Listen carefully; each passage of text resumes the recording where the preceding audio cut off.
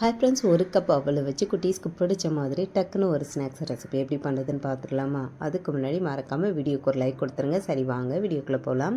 ஒரு கப் அவல் எடுத்துருந்தேன். அதை வந்து லைட்டாக தண்ணியில் அலசிட்டு மூடி வச்சிடலாம். அது ஊறட்டும்.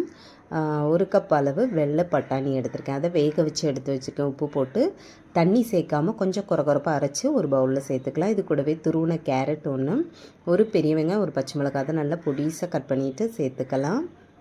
இது கூடவே கொஞ்சோண்டு இஞ்சி பூண்டு பேஸ்ட்டு சேர்த்துக்கிறேன். கொஞ்சமாக மஞ்சத்தூள், இன்னும் கொஞ்சம் டேஸ்ட்டு கொடுக்குறதுக்காக கரம் மசாலா, அப்படி இல்லைன்னா சிக்கன் மசாலா சேர்த்துக்கலாம். இதுக்கு தேவையான அளவு உப்பு சேர்த்துட்டு ஊற வச்சுருக்க அவலை இதோடு சேர்த்துக்கலாம். நான் வந்து வெள்ளை பட்டாணி சேர்த்துருக்கேன். அதுக்கு பதிலாக நீங்கள் கொண்டக்கடலை சேர்க்கணுனாலும் சேர்த்துக்கலாம். இப்போ இது எல்லாத்தையும் ஒன்று சேர நல்லா மிக்ஸ் பண்ணிடலாம். மல்லியில் இருந்துச்சு அப்படின்னா கூட ஒரு கைப்பிடி அளவு நல்லா பொடிசாக கட் பண்ணிவிட்டு இதோட சேர்த்து மிக்ஸ் பண்ணிக்கோங்க. இப்போ இது எல்லாத்தையும் பேட்டிஸ் மாதிரி ரெடி பண்ணிக்கலாம். நான் வந்து கேரட் மட்டும்தான் சேர்த்துருக்கேன்.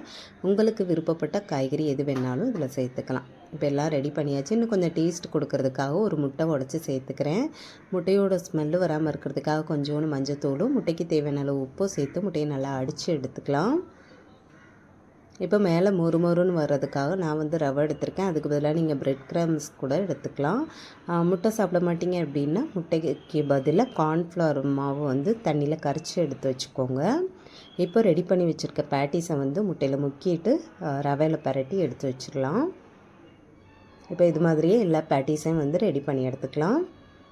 இது வந்து ரெடி பண்ணிவிட்டு நீங்கள் உடனே ஃப்ரை பண்ணனாலும் பண்ணிக்கலாம். அப்படி இல்லைன்னா ஃப்ரீசரில் வச்சுட்டு எப்போ சாப்பிட்றீங்களோ அப்போ வந்து ஃப்ரை பண்ணிக்கலாம். 2 நாள் ஃப்ரிட்ஜில் வச்சு யூஸ் பண்ணலாம். நீங்கள் வந்து குட்டீஸ்க்கு ஸ்நாக்ஸாகவோ அப்படி இல்லைன்னா பிரேக்ஃபாஸ்ட்டுக்கு கூட இது கொடுத்துக்கலாம். டேஸ்ட் ரொம்ப நல்லாயிருக்கும். ரொம்ப ஹெல்த்தியான ரெசிபி கூட. கண்டிப்பாக ட்ரை பண்ணி பாருங்கள். இப்போ தோசைக்கல்லில் கொஞ்சமாக எண்ணெய் சேர்த்துட்டு அதில் ரெடி பண்ணி வச்சுருக்க பேட்டிஸை சேர்த்து ஃப்ரை பண்ணிக்கலாம். மேலே நல்ல மொறுன்னு உள்ள நல்லா சாஃப்டாக இருக்கும். இப்போ ஒரு சைடு வெந்ததுக்கப்புறமா இதை வந்து திருப்பி போட்டுடலாம். அவ்வளோதாங்க, சூப்பரான அவல் கட்லெட் வந்து ரெடி ஆயிடுச்சு. ரொம்ப டேஸ்ட்டு சூப்பராக இருக்கும். கண்டிப்பாக இது மாதிரி செஞ்சு சாப்பிட்டு பாருங்கள். எப்படி இருக்குன்னு மறக்காமல் கமெண்ட்டில் ஷேர் பண்ணுங்கள். வீடியோ பிடிச்சிருந்தா மறக்காமல் வீடியோக்கு ஒரு லைக் கொடுத்துருங்க. நம்ம சேனலையும் சப்ஸ்கிரைப் பண்ணி வச்சுக்கோங்க. Bye friends.